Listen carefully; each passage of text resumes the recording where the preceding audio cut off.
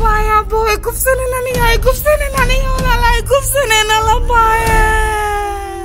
kufsiga goldogob ka dhacay kullaga yaxyaxa iyo wax aan la kurbooda iyo karaahiye iiga weyn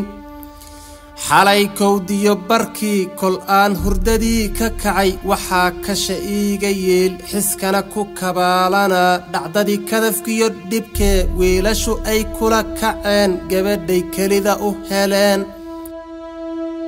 kolkay oynaysay iyo kaxdiya iga daaydi iyo walaal iga kaaftan iyo kariimkiin ka cabsad iyo kalaamkay tiri ayaa naftayda kulaalay oo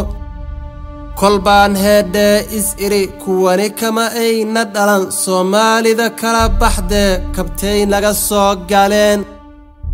nin raga oo kaamiliyo kaskiya maankii fayow haweenka ma kufiya ee waa uu koolkooliyaa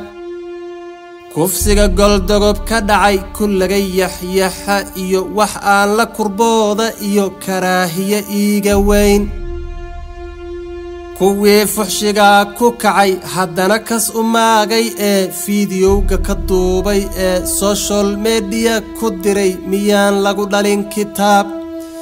miyaan la kalkaalinoo miyaan kalkacayl la barin miyaan lagu korinin diin kaniini miyay cuneen